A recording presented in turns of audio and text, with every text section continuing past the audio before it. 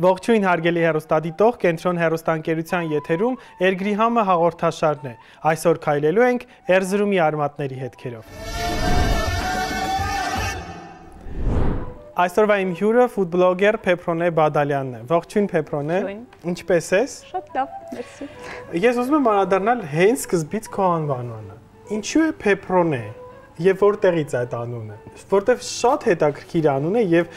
քիչ հանդիպող Առաջին հարցը, որ ուզում եմ տալ քեզ, դա է։ Փեփրոնեն իմ տատիկի անունն է։ Այո։ Էրզրումցի տատիկի անունն է։ Պարզվում է ինչ ենք Էրզրումից այսօր տաշատեսակ պատրաստում։ Այո, շատ հին անուն է եւ տատիկս քանի որ Ախալցխայից է, Էրզրումից Ախալցխա են տեղափոխվել, այնտեղ շատ տարածում է ունեցել այդ անունը ժամանակին, հիմա է մոռացված, ցավոք սրտի։ Այդպես իր պատվին են ինձ անվանել։ Տատիկի անվանումն է։ Հետաքրքիր է շատ եւ չտարածված անվանում է եւ քանի որ արդեն դու հուշեցիր որ մենք տեղափոխվել ենք դեպի Էրզրում, որովհետեւ արմատները քո Էրզրում Ախալցխայից են, հետեւաբար Կարինից, այսինքն երբ որ գաղթել են, իրենց հետ տարել են նաեւ մշակույթը Ախալցխայի շրջան, դա լիներ հագուստ, դա լիներ խոհանոց, երկարվեստ եւ այլն, ամբողջը համատեղ տեղափոխվել է եւ մենք այսօր պատրաստելու ենք Էրզրումի ղափամա, որը բացառիկ է միջուկով եւ չի նմանվում որևիցե այլ տարածված ղափամայի։ Բավականին տարբերվելու է, այո։ Մենք գիտենք, որ Սյունիքում հիմնականում տարածված տարբերակը դա բրնձով եւ ջրերով պատրաստվող մեղրով տարբերակն է։ Այսօրվա մեր ուրեմն ղափաման տարբերվում է իր միջուկի պարունակությամբ։ Թվարկենք ինչ ունենք միջուկի մեջ, որպեսզի ավելի զարմանան։ Միս ունենք, որը որ այդքան էլ չի համադրում, չգիտեմ ոնց են որոշել, որ միս։ Կփորձենք, տեսնես որ համադրելի են։ Անկեղծ կլինեմ, ես մսով տարբերակը ղափամայի չեմ փորձել, եւ այսօր առաջին օրն է, որ ես փորձելու եմ այս տարբերակը, բայց այդպես մեծ ողջավորվածությամբ սպասում եմ այդ ժամանակին, հա, երբ որ կեփվի։ Ուրեմն անդրադառնանք նախ բաղադրիչներին, հետո կմանրամասնենք ձեր մասնագիտության մնացածի շուրջ, թե ինչու դարձաք ֆուդբլոգեր եւ որը գերեց ձեզ այդ ամենում։ Ուրեմն այսօրվա բաղադրիչները մենք օգտագործելու ենք մեզ անհրաժեշտ կաղապարը որպես հիմնական բաղադրիչ դդումն է, որի միջուկը արդեն մենք փորել ենք եւ այստեղ ինքը դռնակ ունի։ Հակենք լավ հիմա։ Այստեղ ունենք ափսե, որի մեջ բաղադրիչներ են, ամենա, այսպես ասած, հիմքային բաղադրիչները, բանջարեղենն է դրված, ունենք մաղադանոս, 2 գազար, 2 գլուխսող, ունենք այստեղ նաև կարմիր պղպեղ, սխտորի ատամիկներ մի քանի հատ, կարակ, որով պատելու ենք, այո, ավելացնելու։ Իսկ տապակելու ենք բուսայով, ճիշտ եմ հասկացել։ Այո, անպայման։ Բարի, անհրաժեշտ է մեզ նաև բուսայուղ, համեմունքներ, կարմիր սև պղպեղ, ունենք այստեղ խաշված կարմիր լոբի, ծիրանաչիր, կիսաթթվային համ հաղորդելու համար։ Ինչ ասացի։ Սալորաչիր, ծիրանաչիր ասի։ Հալավ, սևամորթ ծիրանաչի ասի։ Okay։ Սալորաչիր, վերջում էլ ունենք նաև այո, սալորաչիր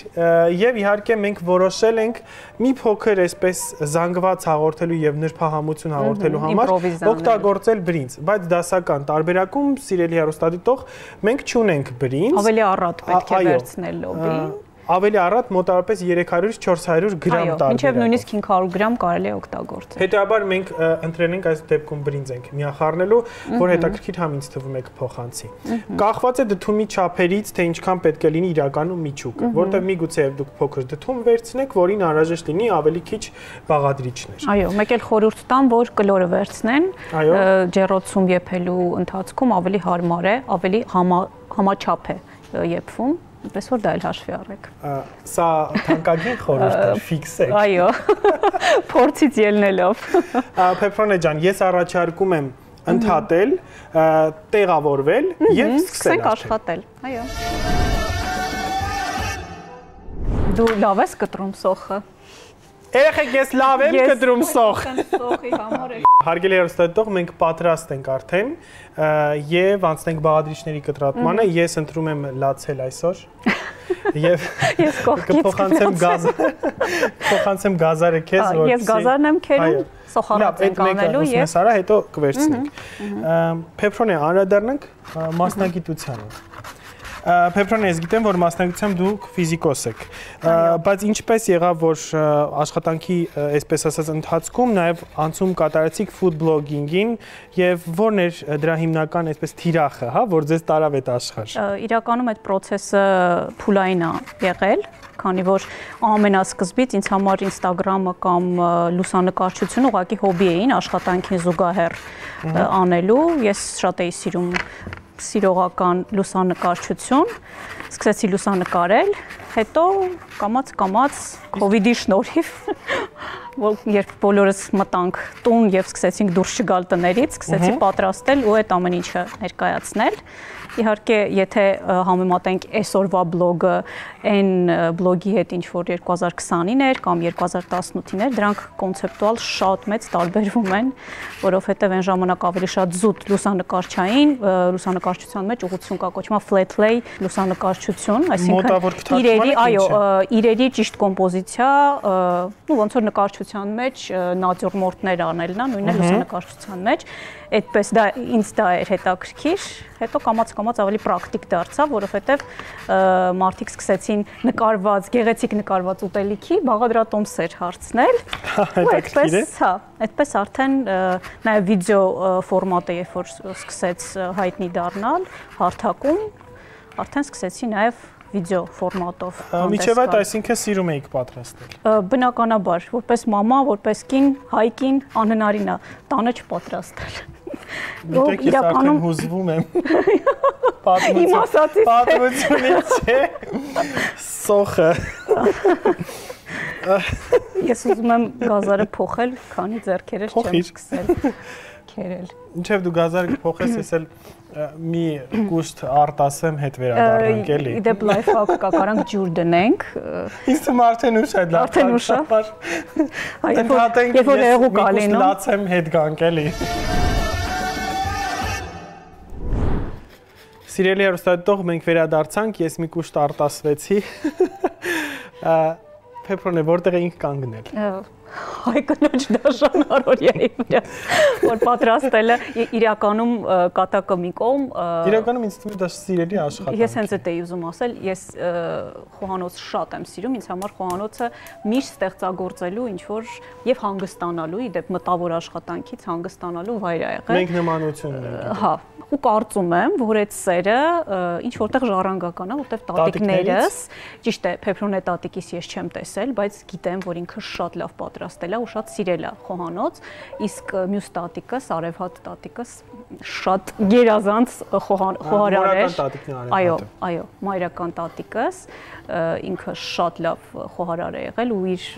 ուտեստներ ես մինչև հիմա հիշում եմ։ Հետաքրքիր է։ Ինձ թվում է ամեն դեպքում գենետիկան մեծ ազդեցություն ունի եւ այն ինչ որ աչքը տեսնում է,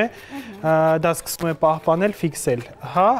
քանի որ խոսքը վերաբերում է ազգայինին եւ այս հաղորդաշարը եւս միտված է դրան, այսինքն արմատների հետքերով քայլել, գտնել բաղադրատոմսեր եւ դրանք հանրահռչակել, որտեղ ազգային խոհանոցը ամեն դեպքում պետք է պահպանել եւ տարածել։ Դու եւս կհաստատես դա, որ այնքան հիանալի ճաշատեսակներ կան, որոնց որ մտածում ես արդյոք մենք այսպիսի բաներ ենք ունեցել, որտեղ թաքնված են իրենք, այո, այն ինչ վերաբերվում է արևմտահայկական բաղադրատոմսերին, չափից ավելի համեղ, շատ հարուստ է, իրականում, որովհետև տարածաշրջանը թե աշխարհագրորեն շատ մեծ է, բնականաբար նաև մեծ պատմություն, երկար պատմություն ունեցող ժողովուրդները նաև մշակույթի մի մաս է խոհանոցը հանդիսանում, բնականաբար մեզ մոտ էլ այդ պահը կա, ուղղակի ցավոք սրտի մոռացված են հայտնի պատճառներով։ Այո, 15 թվականից հետո դա ոչ միայն մշակութային այդ շերտը ամբողջությամբ ջնջված է։ Մշակութային ամբողջական, այո, եւ նաև յուրացված, իդեպ շատ հաճախ, ես երբ որ բլոգում ինչ որ ազգային հատկապես մոռացված բաղադրատոմսեր եմ հրապարակում, ու դրանք դուրս են գալիս, չգիտեմ, այդ ռեկոմենդացիա կամ ավելի շատ լայն շրջանակներ, քան իմ հետևորդներն են, միշտ հայտնվում են հարևան պետությունից եւ ասում են, որ դա իրենցն է, հա, շատ ծիծաղելի է իդեպ։ Ինչ ես անում դու այդ դեպքում։ Ոչ մի բան։ Ուղղակի ջնջում եմ եւ իմ կարծիքով անիմաստ է մտնել այդ բանավեճի մեջ, որովհետեւ եթե դու ապացուցելու բան չունես, անիմաստ է։ ուղղակի նեգատիվ տարածելը։ Ինձ թվում է շատ հաճախ, երբ որ լինում է մեծ հոսք, հատկապես բլոգերության դեպքում, որովհետև այդտեղ դաշտը մի քիչ մեծ է եւ տարածման հոսքը ավելի շատ է։ Այդ դեպքում մի դնել արդարանալ, որ սա մերն է, նա ձերն է եւ այլն, անիմաստ է։ Խոսքը վերաբերում է այլ մշակութային դաշտին, որը փաստացիորեն պետք է հերքել, որովհետև դա օրինակ գիտական դաշտն է, առանձին այլ աղբյուրներ, որոնք որ ունեն որոշակի պաշտպանության եւ այլնի կարիք։ Ես այդպես կարծում եմ, որ մենք արդեն մեր միսիան կատարել ենք, այսինքն դուրս է եկել լայն շրջանակներ, ներկայացումը որպես հայկական, ինչը իրականում հենց այդպես էլ կա ու անիմաստ ինչ որ ապացույցների համոզելու կամ էլ առավել եւս վիրավորանքների կամ պատասխանելու դրա կարիքը բացարձակ չեմ զգում։ Կարևորը թրենդային դարձնելն է։ Ես այդ բառը օգտագործեմ, որովհետև այո, դա թրենդ է, երբ որ դու կարողանում ես ճիշտ մատուցել քո մշակույթը եւ դա ճիշտ փաթեթավորել։ Քեզ մոտ դա շատ լավ ստացվում է իդեպ, որովհետև ես քո edge-ը պատահմամբ եմ տեսել, պարզապես ինչ որ նյութեր, որ պատտվում էր, ես տեսա այն էսթետիկան ու այն գեղեցկությունը, որտեղ սա բավական է արդեն։ Հա։ Ես չգիտեմ, մտածեցի, որ շատ sense անգործ կանգնելը գուցե ճիշտ չի, սկսեմ բանը կտրել կարմիր պղպեղը։ Հա, իմ խոհանոցում անգործ չեն կանգնում, այնպես որ հիմա Ես ոնց որ խոսում եմ էլ դեռ։ Փեփրոնը, ես հաճախ հաղորդման ընթացքում անդրադառնում եմ նաև մանկության համերին։ Ձեր մանկության համը ո՞րն է, որ միշտ տատիկի պատրաստած ձևով եք սիրում պատրաստել եւ փորձել։ Գաթան, տատիկի։ Ինչ գաթա։ Միգուցե երազորումի գաթայի մասը խոսքը, չէ՞։ Դասական գաթա, բայց շատ համեղ, չգիտեմ, դա մանկության ինչ որ ասոցիացիաների հետ էր կապված այդ։ Կլոր գաթայի մասն է խոսքը։ Չէ, որ կտրում են։ Հա, կտրովի մածունով գաթայի մասն է խոսքը։ Այո։ Տատիկս խաշ էր դնում։ Այ ես դա ոչ թե խաշն եմ հիշում, որովհետև ես խաշ չեմ սիրում։ Հենց այդ դասական կովի խաշը, բայց տատիկս հրաշալի խաշ էր դնում, դա մի ամբողջ արարողություն էր։ Այսինքն դուք process-ն եք հիշում։ Ես process-ն եմ հիշում ու հիշում եմ ամբողջ բարեկամությանը, որ հավաքում էր, նախ ինքը ամբողջ գիշեր դա եփում էր։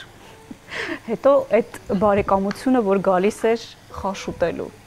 Այդ ամբողջ այդ ընտանեկան զրույցները, մեծ երկար սեղանները ու ես որ խաշ չեմ սիրում, բայց շատ հետաքրքիր է լսել թե ինչի մասին են խոսում մեծերը։ Դա փոքր ժամանակ չէիք ուտում, թե հիմա։ Չէ, հիմա էլ չեմ ուտում, ճիշտն ասած։ Լավ, քանի որ անդրադարձակ MC սննդամթերքին կամ ճաշատեսակներին, որոնք չեք նախընտրում, կա արդյոք ինչ որ մթերք, որը որ չեք ուտում։ Այսպես ասեմ, ես ծայրահեղական չեմ սնունդի մեջ, բայց աշխատում եմ առողջ սնվել։ Այսինքն բալանսավորված, որ ամեն ինչ լինի, բայց լինի ճիշտ չափի մեջ։ Եթե ծայրահեղական ասեմ, ինչ չեմ ուտում, աշխատում եմ չօգտագործել սպիտակ ռաֆինացված շաքարավազ եւ տրանս ճարպեր, այսինքն բուսական, այդ մարգարիններ եւ այլն, որովհետեւ դրանք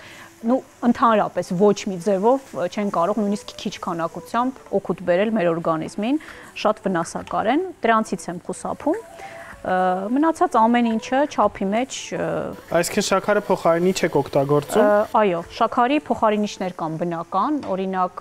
չգիտեմ, օշարակներ են, գետնախնձորի օշարակ, կա թխկու օշարակը, կա կոկոսի շաքարավազ, որ մի քիչ ավելի բարձր գլիկեմիկ ինդեքս ունի, բայց դա էլ նորմալ է, եւ մեղր էլի չափավոր։ Իսկ ինչպես է օրինակ որոշում քաղցրության հարաբերակցությունը, որտեղ շաքարավազից կարծեմ մի քանի անգամ խիտ է հեղուկը, օշարակը։ Երևի համայն, իդեպ խիտ է, բայց քաղցր այդքան չէ, եւ ես ինքս քաղցր շատ սիրող չեմ, այսինքն եթե սովորական իմ խմորեղենները ինչ որ մարդիկ փորձեն, հնարավոր է ասեմ, որ շատ քաղցր չի, բայց ինձ համար կամ ընտանիքի անդամների համար նորմալ է, այսինքն զուտ քիմքդ սովորացնելու վրա է, ես շատ քաղցր չեմ սիրում։ Իսկ օրինակ կոմպոտներ, մուրաբաներ պատրաստում եք եւ ինչպես եք փոխարինում։ Ոչ, սառացնում եմ մրգերը, հատապտուղները, սառեցված տարբերակով, առանց շաքարի տարբերակով, ուղակի ձմռանը հանում ենք, թեյի կամ ուղակի որպես հետեկած միրգ, կամ հիմնականում հատապտուղներին է դա վերաբերում, որովհետև դրանք իդեալական պահպանվում են հետ գալուց հետո։ Օրինակ ծիրանի հետ այդպես չես կարող անել։ Իհարկե ծիրանը պահելու այլ տարբերակ կա, ուղակի։ Չէ, բացեք այդ գաղտնիքը տեսնեմ։ Ասեմ թե ես ինչ եմ անում։ Փորձերի արդյունքում ես պարզել։ Այո, Այո, թեթև խաշում ենք, խյուս ենք սարքում, կարող ենք բլենդերով բլենդել եւ լցնելով հատուկ պահոցային այդ տոպրակների մեջ սառեցնում ենք էլի։ Գույնը պահպանում է, իդեպ կարող եք հում վիճակում էլ բլենդ անել, բայց այդ դեպքում գույնը մի քիչ կսևանա։ Իսկ եթե ուզում եք չսևանա, հենց այդ դեղին ոսկե գույնը մնա, ուղղակի մի քիչ եփում ենք, շատ քիչ։ Եվ նույն գործողությունն ենք անում։ Շատ լավ, արդեն մուրաբայի, բնական մուրաբայի տեսքով պահպանում է։ Գույնի փոփոխություն այսքան տեղի չի ունենում։ Չէ։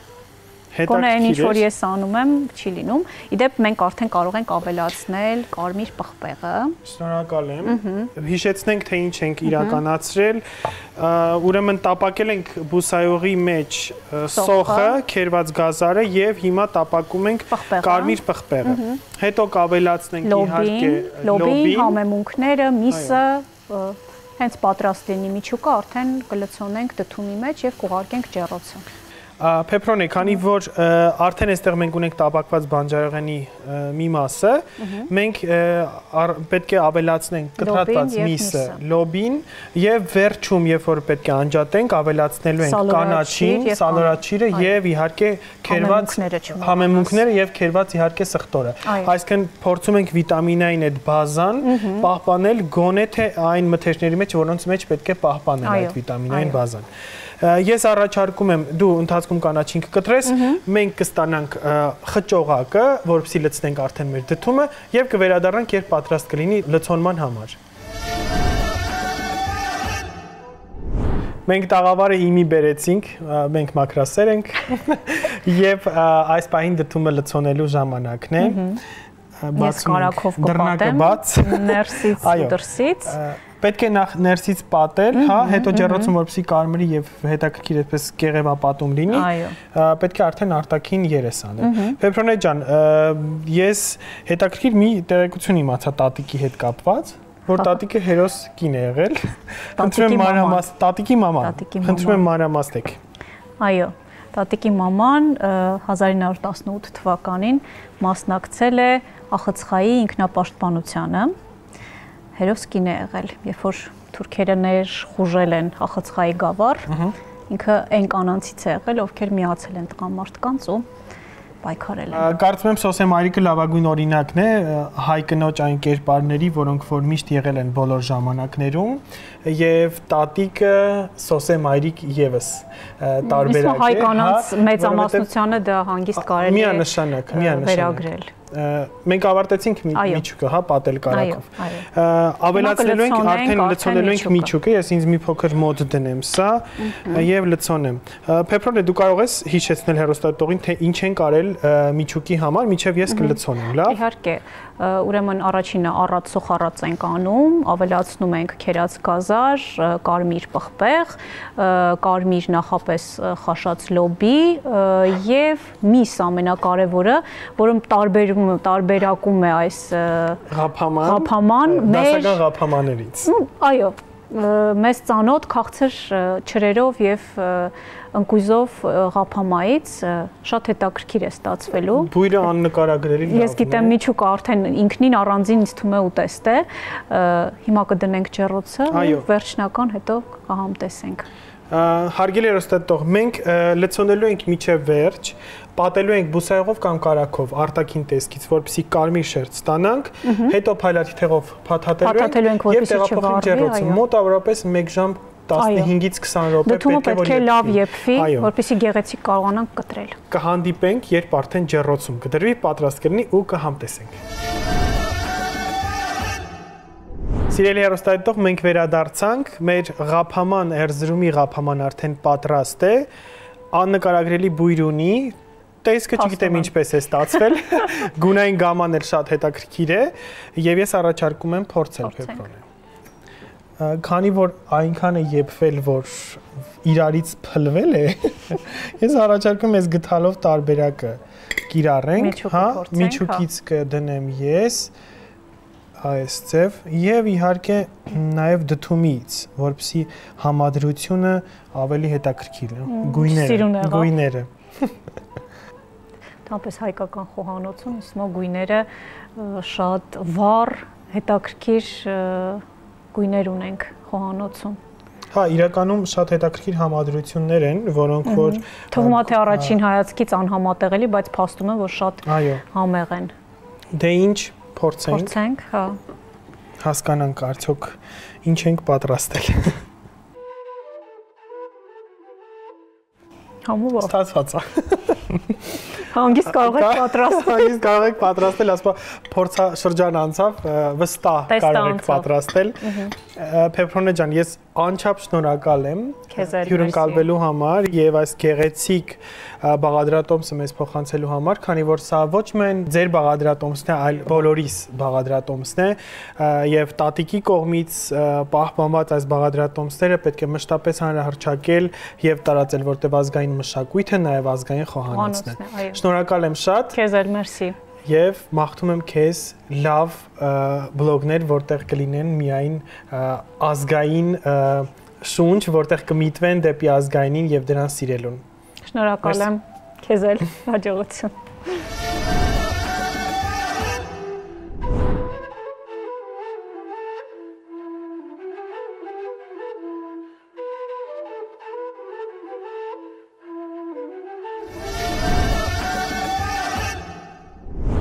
Հայկական ազգային խոհանոցի զարդը Ղափաման է, եւ այսօր մենք պատրաստեցինք Էրզրումի Ղափամա իր յուրահատուկ բաղադրատոմսով ու նրբահամությամբ։ Ձեզ հետ էր Վահե Սեման, կհանդիպենք հաջորդ եթերին, հացն ու գինին, տեր կենթանին։